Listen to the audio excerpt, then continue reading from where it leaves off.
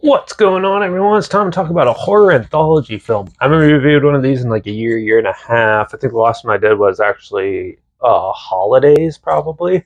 And yeah, so today we're going to talk about a film called 1031. This is a Halloween horror anthology centered around Halloween night. And yeah, so there's a wraparound, obviously, what they call a wraparound. It's like the opening and closing of the film, and sometimes there's ones in between. This one just has an opening and closing, and yeah, it's called someone has a name, but I didn't catch it. But it was directed by Zane Hirschberg, written and directed by Zane Hirschberger and Hunter Johnson.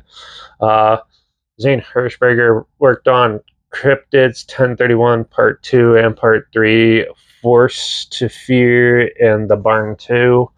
Hunter Johnson also did films like To Jennifer, um, Serious Weights, Irrational Fear, and Paranormal Attraction. Yeah, so the wraparound is basically a witch interrupts a broadcast of like kids watch scary stuff on Halloween to tell some scary stories, and then we just get right into it. It was pretty small and dumb. So yeah, so we go into the first story called The Old Hag. Now this was directed by Justin M. Seaman. He's the director of The Barn 2. He also did a thing on Cryptids, Volumes of Blood, and The Miracle of Danny.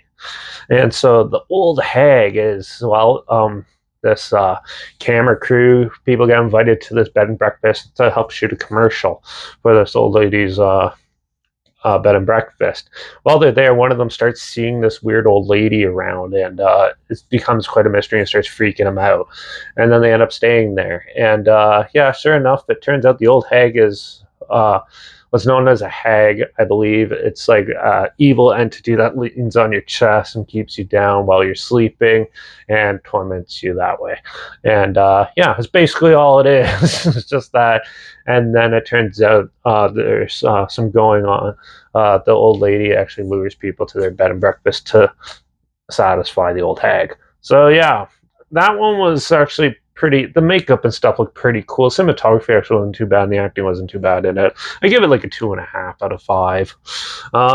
Yeah, the second story, there's 5 in total. The second one is called Trespassers. This was also directed by Zane Hirschberger. Like I said, he did Cryptids, 1031's Part 2 and 3, Forced to Fear, and The Barn 2. But yeah, Trespassers is a couple that goes to this old, supposedly abandoned house where a guy went mad, dressed as a scarecrow, and killed his family. And apparently, there's some evil force there, and that lingers there and spooks out the locals. But on Halloween night, the girl thought it'd be fun to go and see if it's actually true. So they go, and turns out an evil force lives there. Um, yeah, a scarecrow goes around and starts attacking them and kills one of them, and it turns out it was actually the boyfriend, who is somewhat insane, is actually doing the killing. Pretty basic, pretty standard. Overall, the acting was terrible in this. Cinematography wasn't the greatest, and there's barely any story to this. It was just a slasher thing.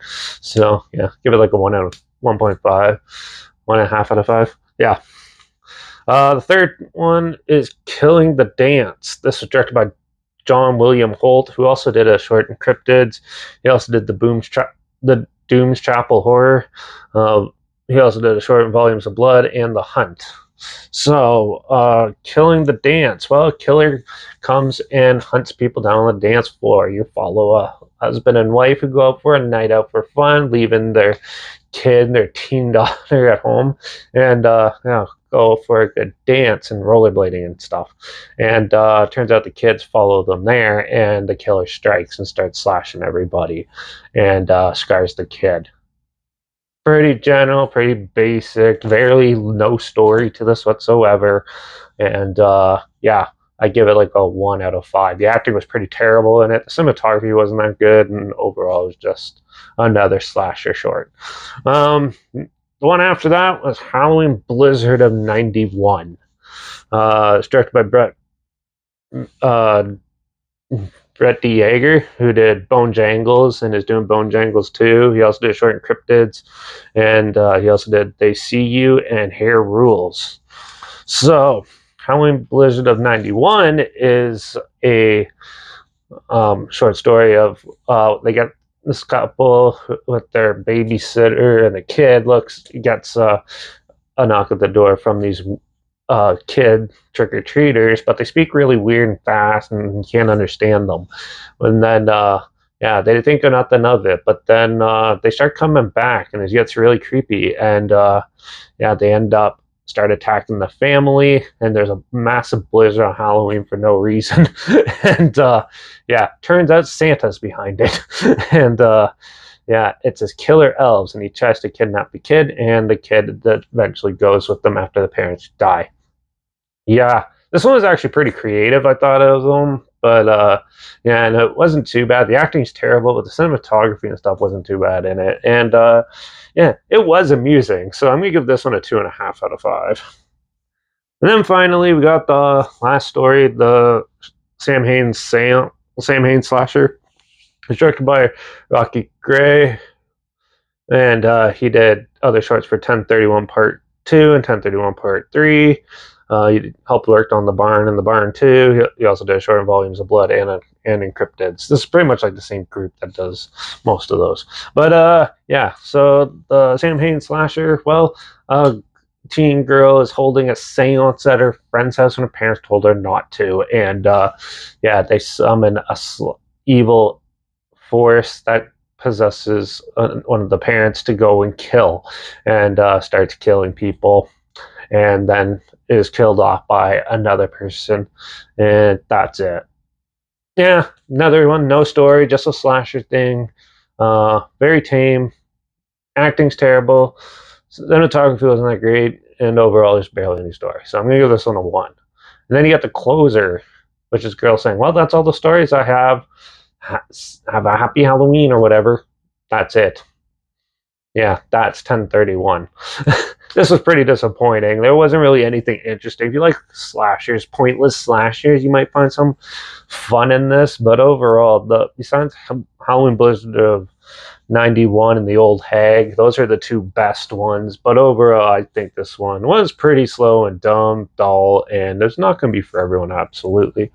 But overall, I thought it was pretty dull and tame. So I'm gonna give 1031 a 2 out of 5 for the overall film.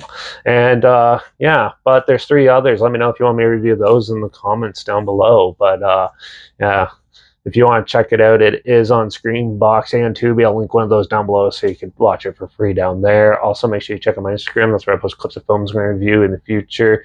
I usually put the film title in there, some history thing in there as well. Make sure you check out my Letterbox. It's linked down below. That's where I post my first star rating after watching the films. And my Twitter is linked down below as well at Derek P Reviews. No, wait, that's my Letterbox. At reviews_Derek on Twitter. So make sure you follow me there. Follow me on those channels. Stay in the loop with this channel. Like this video, share it somewhere people aware of it. Comment your opinions of the film down below if you have any films or film franchise in any genre and on any streaming service that you want to hear my opinions on in the future. Comment those down below too. I'll try my best to get to them as soon as I can if I can find them. Make sure you subscribe. Hope you find something weird, obscure, and odd that you probably never thought of checking out together, and also so you hear my opinions on popular film stuff, come out, classic films, and reviews on other things as well. Make sure you ring that bell.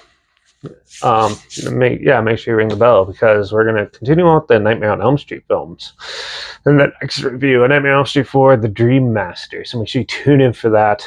Watch out for all those crazy Halloween killers and evil forces out there, even though it's not Halloween right now, but they're around anyways. I guess I'll see you all in the next review. So until then, cheers.